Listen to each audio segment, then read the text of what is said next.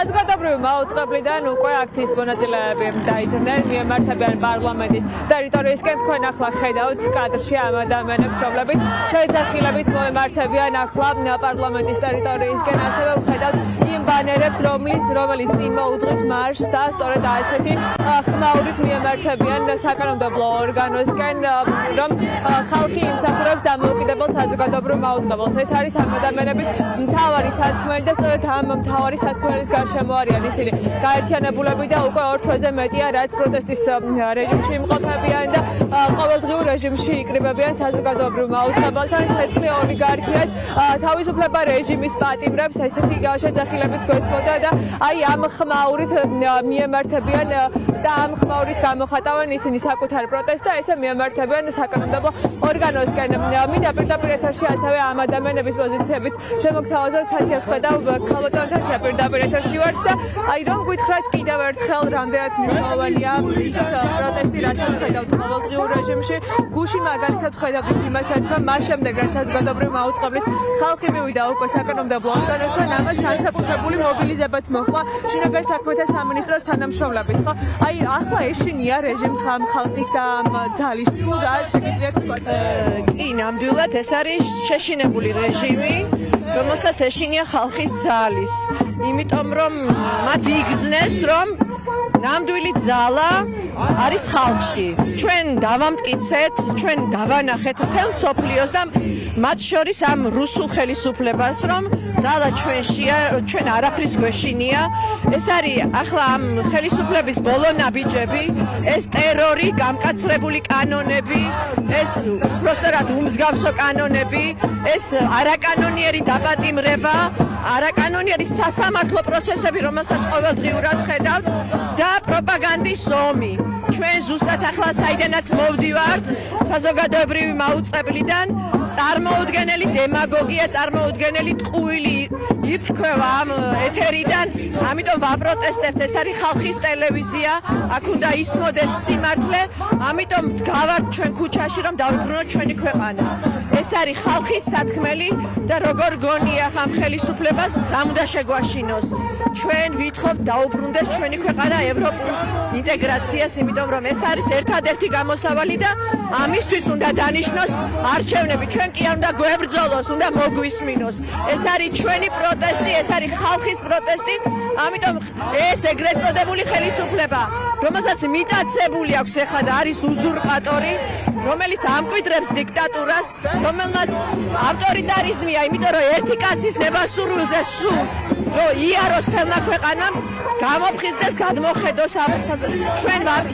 ჩვენ ვაპირებთ და არ გავჩერდებით და ვაჩვენებთ, რადგან თავებს ითვლიან რამდენი ვართ, დაანონსებულია უამრავი საპროტესტო აქცია. აქვე გიანონსებთ, რომ 15-ში შევიკრიბებით და გავმართავთ. ასევე მაინტერესებს რომ მკითხოთ მოსულზე, რომელმაც დღეს 6 საათიანი მოამბე წაიყვანა.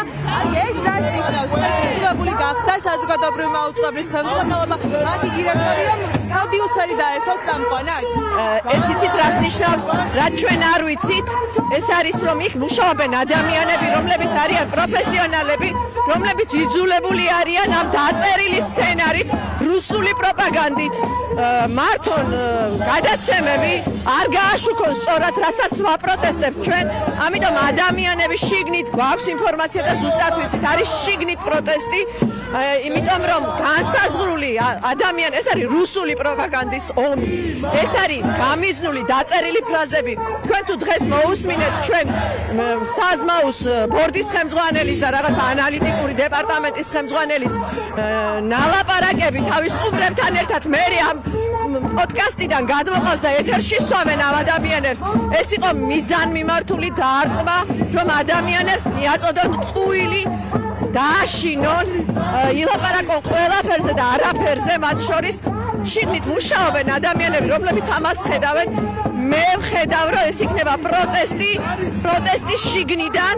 მიუხედავად თქვენ იცით ისიც, რომ ადამიანები აპროტესტებდნენ ბორდის ხსნომების ნახეთ უმსგავსო გამოსვლები ამ პირველი არხის მესვეურების და ეს არის ნიშანი, რომ პროდიუსერს მიყავს დღევანდელი საინფორმაციო გადაცემა.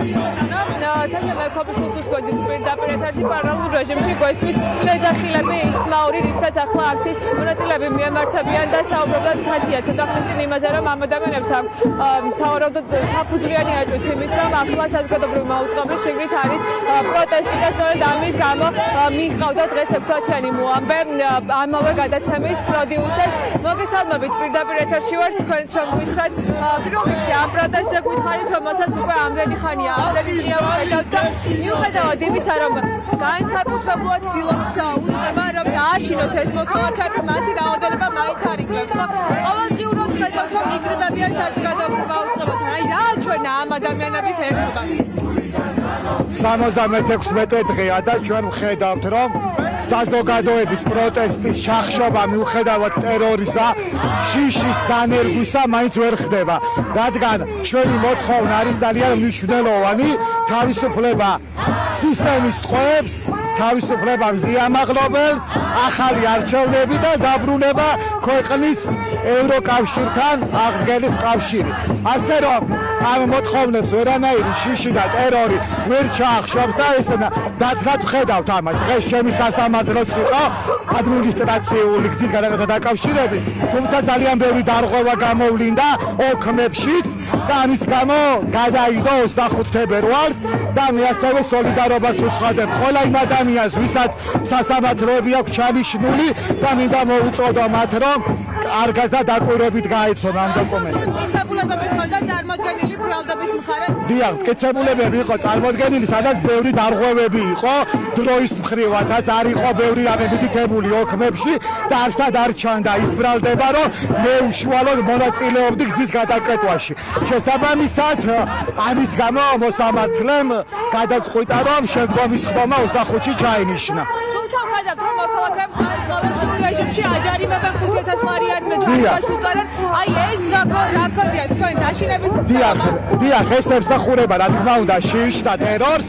ეს რასაკვირველია ის, რომ სასამართლო დღეს არ ჩატარდა და არ მოხდა ჩემი დაჯარიმება, არ ნიშნავს, რომ 25-ში შეება გამართლებული განაჩენი გამოიტანო. აქ უბრალოდ იმაზე ვსაუბრობ, რომ ბევრი დარღვევებიც ხდება და ეს ყველაფერი რა თქმა უნდა ემსახურება იმას, რომ ჩაახშონ ადამიანების მუხტი. მაგრამ მიუხედავად ამ ყველაფრისა, თქვენ ხედავთ ეხლაც რაც ხდება და რუსთაველზეც ბევრი ადამიანი ვიკრიბებით და გველოდებიან. შესაბამისად ვერ და არ მოხდება ამ მუხტის გაჩერება, არავინ აპირებს შეგუებას და საქართველოს არასოდეს არ იქნება რუსეთი. მადლობა ძალიან დიდი, თქვენ აქციის მონაწილეებს უსმენთ პარალელურ რეჟიმში მსვლელობა მიემართება. აი ვხედავთ მათ შორის, რომ აქ აქვთ წიგნის მოტანილი, როგორ დავამარცხოთ დიქტატურა. მოგესალმებით, პირდაპირ ეთერში ვართ. რა გითხრათ, აი წიგნი გაქვთ თან მოტანილი, როგორ დავამარცხოთ დიქტატურა. რა არის ახლა თქვენი სათქმელი? მე ვცდილობ რა ასე მზიამაღლებელ სოლიდარობა გამოვუცხოდო, რამენაირად როგორც შემიძლია, კითხულობ და ბევრი რაღაცა მეორდება ჩვენგან და მგონია, რომ კარგი იქნება თუ სხვების წაიკითხავენ და რაღაცებს წამოიღებენ. უბრალოდ გაიაზრებენ რა ხდება ჩვენს გარშემო. დიქტატურასთან უნდა დავამარცხოთ დიქტატურა. თქვენ როგორც მოქალაქეებს, რომლებიც ამდენია პროტესტის რეჟიმში იმყოფებით. რა გაქვთ ამ კითხვაზე პასუხი?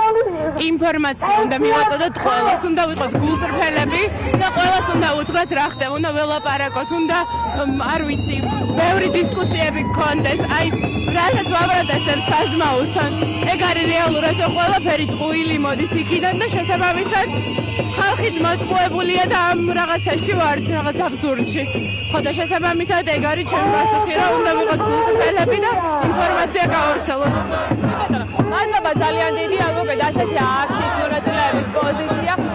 ეს ადამიანები ესეთი შეძახილებით ყველგან პოლიცია, არცად თამართალი მიემართებიან უკვე საკანონმდებლო ორგანოსთან. ვისმენთ, რომ ისინი ამბობენ, რომ მათი პროტესტი აუცილებლად გამოიღებს შედეგს და ამბობენ იმასაც, რომ მიუხედავად იმისა, რომ არალეგიტიმური ხელისუფლება ცდილობს მაქსიმალური ძალა გამოიყენოს ამ მოქალაქეების წინააღმდეგ, არაერთი დაშინების მექანიზმი მიხილეთ ბოლო დღეების განმავლობაში. მიუხედავად ამისა, ეს ადამიანები მაინც ყოველდღიურ რეჟიმში იკრიბებიან. 76 დღესაც მსვლელობებს მართავენ, მარშებს და საბოლოო ჯამში რუსთაველის გამზირსაც კეტავენ.